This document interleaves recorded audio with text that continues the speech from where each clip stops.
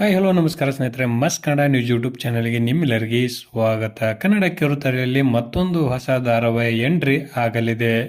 ಅದೇ ಅನುಪಲ್ಲವಿ ಎಂಬ ಹೊಸ ಧಾರಾವಾಹಿ. ಈ ಧಾರಾವಾಹಿ ಉದಯ ವಾಹಿನಿಯಲ್ಲಿ ಪ್ರಸಾರವಾಗಲಿದೆ. ಇದರ ಬಗ್ಗೆ ಇಂದಿನ ನೋಡೋದಲ್ಲಿ ತೆಗೆದುಕೊಂಡು ಬರೋಣ. ಮೊದಲ ಬಾರಿಗೆ ನಮ್ಮ ವಿಡಿಯೋ ನೋಡ್ತಿದ್ದರೆ ಉಚಿತವಾಗಿ ಸಬ್ಸ್ಕ್ರೈಬ್ ಮಾಡಿಕೊಳ್ಳಿ, ಪಕ್ಕದಲ್ಲಿರೋ ಬೆಲ್ ಐಕಾನ್ ಮೇಲೆ ಪ್ರೆಸ್ ಮಾಡಿ. ನೀವು ಸಹಿತ ಹೊಸ ಧಾರಾವಾಹಿಗಳನ್ನು ನೋಡಲು ಕಾಯ್ತಿದ್ದರೆ ಈ ವಿಡಿಯೋಗೆ ತಪ್ಪದೇ ಒಂದು ಲೈಕ್ ಮಾಡಿ. ಉದಯ ವಾಹಿನಿಯಲ್ಲಿ ಹೊಸದೊಂದು ಧಾರಾವಾಹಿಯು ಸದ್ಯದಲ್ಲಿಯೇ ಮೂಡಿ ಬರಲಿದೆ. ಅದೇ ಅನುಪಲ್ಲವಿ ಎಂಬ ಹೊಸ ಧಾರಾವಾಹಿ.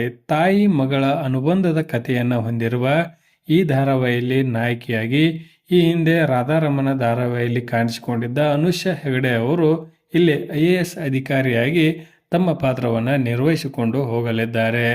ತಮಿಳಿನಲ್ಲಿ ನಟನೆ ಮಾಡುತ್ತಿರುವ ಅನುಷಾ ಹೆಗಡೆ ಅವರು ಮತ್ತೊಮ್ಮೆ ಕನ್ನಡ ಕಿರುತೆರೆಗೆ ಪಾದಾರ್ಪಣೆಯನ್ನ ಮಾಡಿದ್ದಾರೆ.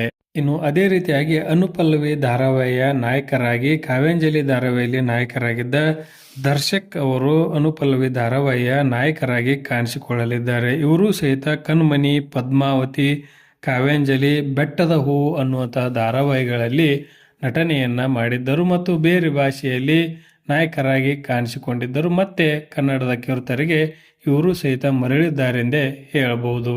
ಅನುಪಲ್ಲವಿ ಧಾರಾವಾಹಿಯು ಈಗಾಗಲೇ ಪ್ರೋಮೋ ಮೂಲಕ ಸಾಕಷ್ಟು ನಿರೀಕ್ಷೆಯನ್ನ ಪ್ರೇಕ್ಷಕರಲ್ಲಿ ಮೂಡಿಸಿದೆ ಎಂದೇ ಹೇಳಬಹುದು. ಇದರ ಬಗ್ಗೆ ನಿಮ್ಮ ಅನಿಸಿಕೆ, ಅಭಿಪ್ರಾಯವನ್ನ ಕಮೆಂಟ್ ಬಾಕ್ಸ್ ಅಲ್ಲಿ ತಿಳಿಸಿ. ಧನ್ಯವಾದಗಳು, ನಮಸ್ಕಾರ.